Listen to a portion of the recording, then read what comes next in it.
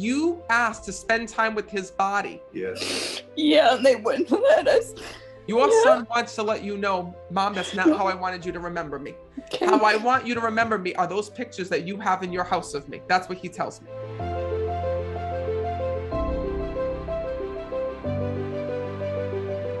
First of all, your father passed. Yeah. Okay, he's here when I'm connecting. And what's funny is that he said to me, Matt, my daughter didn't want to speak to me today. He keeps telling me. We weren't very close. I know. He tells me, you kept saying, I hope my father doesn't come through. I hope my father doesn't come through. But he's there on that couch with you. And that's why I was saying, I felt like you asked him not to come through and not to speak. But your father said to me, Matt, she's not going to like it, but I have to come through and I have to talk. And she would have never expected this. But your dad's coming through for a reason. He says to me, I'm sorry for walking out of your life. That's what he keeps telling me. When I'm connecting with your dad, and first of all, wait a minute, your mom passed as well?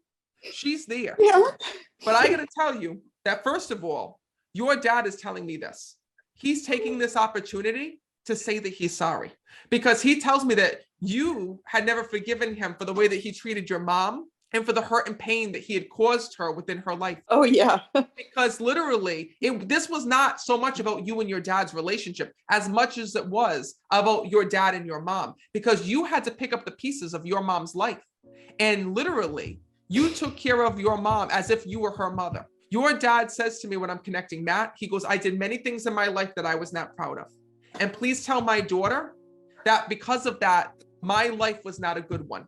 He tells me that here in this world, he was ashamed of the person that he became.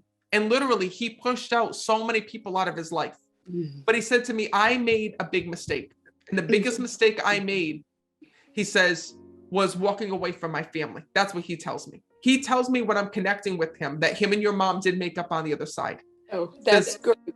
And he says to me, Matt, it's because when souls go to the other side, they go through a life review and they see the things that they could have changed or done differently. Your dad said to me, Matt, I understood the moment I died what I did. And please tell her that that's the reason why me and her mother were able to make amends. And your mom is also here.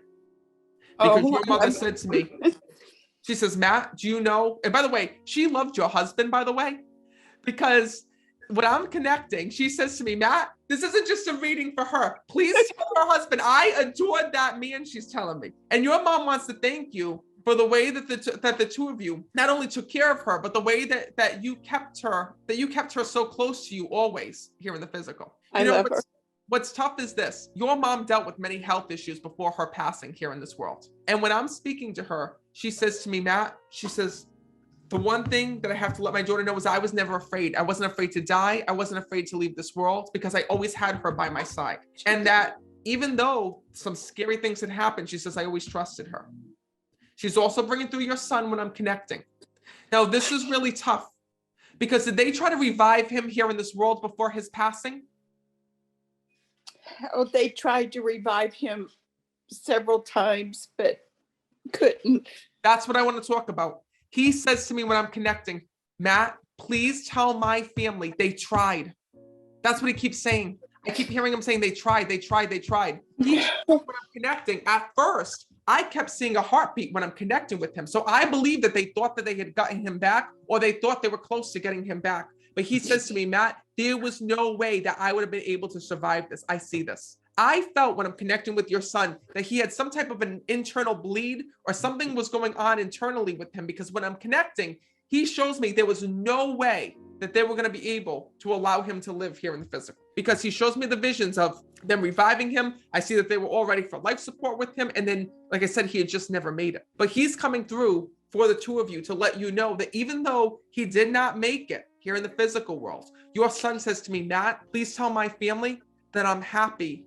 He says that I'm able to talk to them, because there's one thing that they didn't know. And that is your son tells me that he actually made the decision to go to the other side.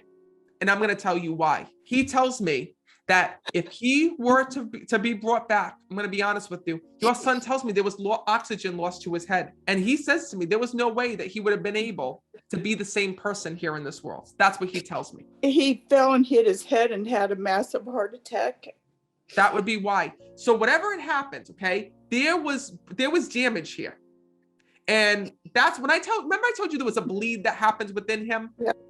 That's what it was. The bleed was here. because Okay. your son said to me, this is why I don't know what they're telling me, right? I always tell you everything that they're telling me. First, your son showed me them trying to revive him. I kept seeing that they were all set up. They thought they could bring him back. Then he shows me when I'm connecting that there was this bleed that had happened, and he was showing me his head.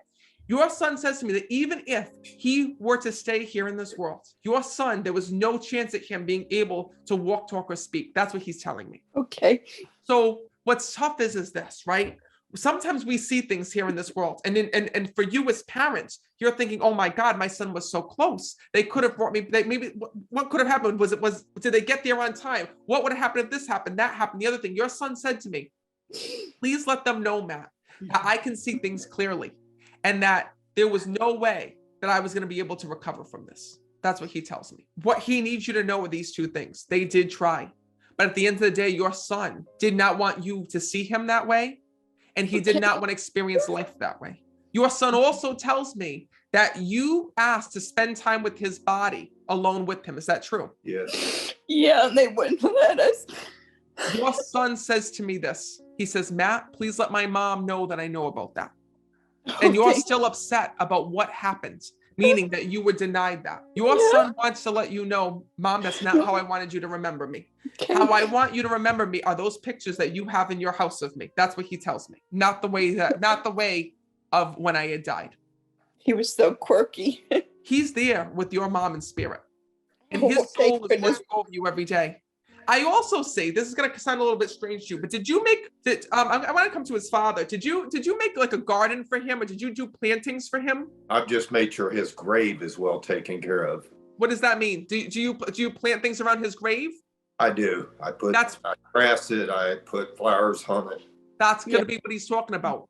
Because he tells me that you're amazing with plants. Do you do plants, or are you a gardener? Yes. Okay, hello, pay attention. Because he's saying to me, listen, when I see, you can understand, when souls come through to me, right? I was seeing like a trowel, like a little shovel and things, and I'm seeing plants. So when you do that for his grave and you go there and you tend to it, he says to me that he wants to thank you for that. Because he says to me, Matt, this is such a beautiful memorial. He keeps calling it the memorial. And he wants to thank you for the way that you go and that you spend time decorating his grave, but also the way that you go when you speak to him and have little conversations with him. I do. You know, he says to me that he hears you. And your son also says to me this. He says, Matt, you need to tell my parents that they need to stop getting upset with one another. That's what he tells me. He says to me that he wants to see the two of you stick to your plan. And that plan is going out, enjoying life, traveling, doing all the things that you've been wanting to do. He says, because Matt, they carry me with them every single day. That's what he tells me. If he can hear you, we're never upset with each other. He goes, the one thing that I need for my parents to do, I want to see them go out and to do their plans. I'm going to be very honest with you. Okay. I have to tell you what your son tells me. He tells me your husband wants to travel and go places and you don't want to go. Our plan was to retire and travel for 2-3 years, but I can't leave him. So I said no. That's what he's talking about. Did I hear? Did you guys, are you hearing what I'm saying? Your son said to me, stick to the plan. Stick to the plan. That's what he was telling me. He needs you to stick to that plan. So he's happy in heaven. He's happy in heaven.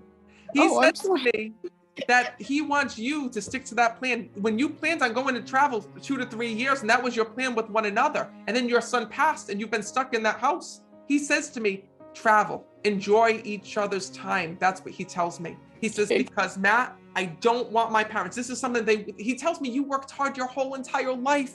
He says, Matt, they made so many sacrifices. They worked.